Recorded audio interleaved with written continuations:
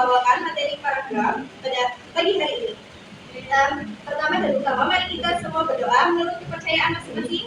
Berdoa mulai.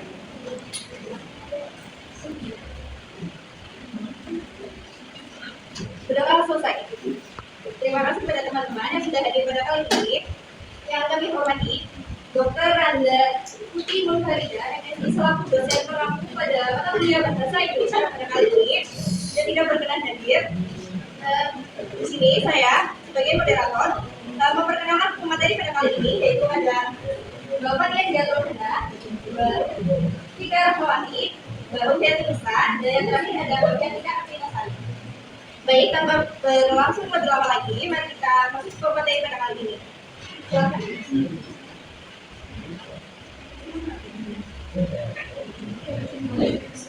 Ya, pada hari ini kita akan membahas mengenai paragraf.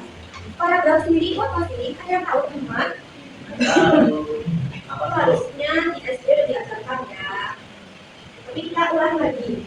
Jadi paragraf adalah kumpulan dari beberapa kalimat yang saling berhubungan dan membahas satu gagasan pokok atau gagasan utama atau ide utama secara pasti. Utuh serta mengandung kalimat utama dan beberapa kalimat penjelas yang berfungsi untuk menjelaskan gagasan utama atau gagasan pokok atau ide utama tersebut. Jadi paragraf itu ya intinya sebuah kalimat untuk menjelaskan satu ide pokok, kumpulan beberapa kalimat untuk menjelaskan satu ide pokok. Menurut Targan tahun 2008, paragraf adalah sepenamaan kalimat yang berkaitan erat dan membentuk satu kesatuan pikiran. Sedangkan menurut Kraft 2004, paragraf merupakan bagian karangan yang mengandung satu ide pokok yang dikembangkan. Jadi paragraf itu kita punya ide pokok nih, misal ide pokoknya bencana alam ini, yang ahli-ahli ini terjadi. Dan nanti kalimat-kalimat di bawahnya itu adalah sebagai penjelasan dari ide pokok yang kita sebutkan. Lalu ada ciri-ciri paragraf yang baik. Yang pertama tentu saja memiliki ide pokok atau gagasan pokok. Jadi tidak bisa disebut sebuah paragraf apabila tidak memiliki ide pokok atau gagasan pokok. Yang kedua ada antar kalimat saling berhubungan atau berkaitan. Lah, kalau jadi satu paragraf, otomatis kalimat-kalimatnya itu nyambung sama ide utamanya, sama gagasan pokok utamanya. Terus disusun secara runut dan logis. Nah, kalau kita mau membuat paragraf, itu harus urut ya Mas Mbak, karena kalau tidak urut nanti yang membaca itu tidak mengerti apa yang kita jelaskan. Lalu yang keempat adalah menggunakan bahasa yang efektif, padu dan jelas.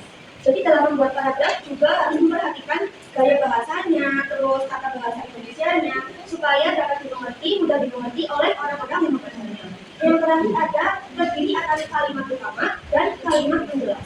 Kalimat utama ini biasanya terletak di awal ya. Lalu kalimat penjelas itu ada di bawah. Tapi nanti akan dijelaskan ada beberapa jenis paragraf yang kalimat utamanya itu ada yang di tengah, ada yang di akhir, terus juga ada yang di bawah. Lalu ada unsur-unsur paragraf. Yang pertama itu adalah gagasan dan kesinambungan. Jika tidak, itu belum disebut paragraf. Lalu ada kesatuan atau unity. Semua kalimat pendukung pembahasan gagasan utama.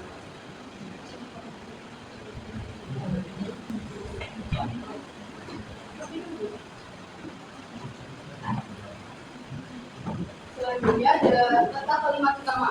Nah, tata kalimat utama itu nggak selalu ada di awal paragraf. Nah, ada empat jenis tetap kalimat utama. Yang pertama ada paragraf deduktif.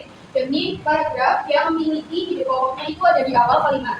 Nah, terus diikuti oleh kalimat-kalimat penjelas sebagai penguatan. Jenis paragraf ini paling sering digunakan dalam tulisan ilmiah. Terus yang kedua ada paragraf induktif, yakni ide pokoknya ada di akhir kalimat. Terus yang selanjutnya ada paragraf campuran.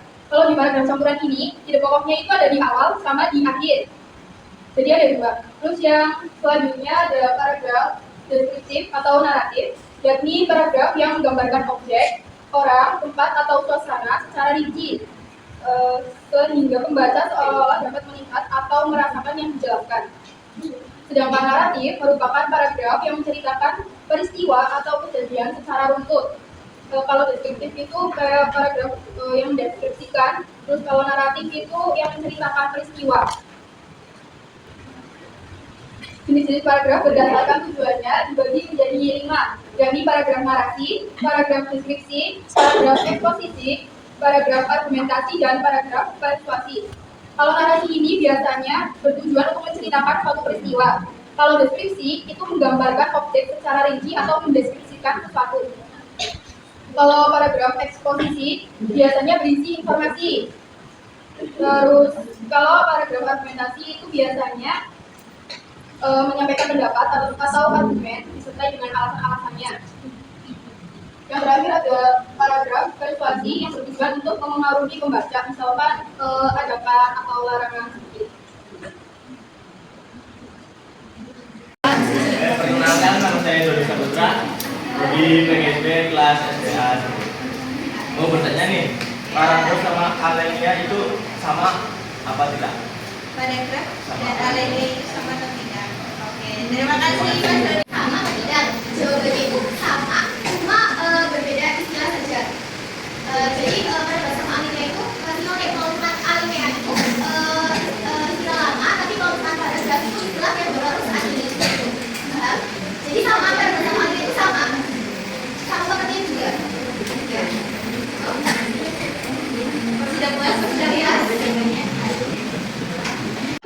Ada ide pokoknya dan dapat ditemukan di kalimat utama. Dalam kalimat utama ada 3 macamnya, prediktif, induktif, dan juga campuran. Dalam mana prediktif, ide pokok di awal, kita ada induktif, ide pokok di akhir, juga dalam campuran, ide pokok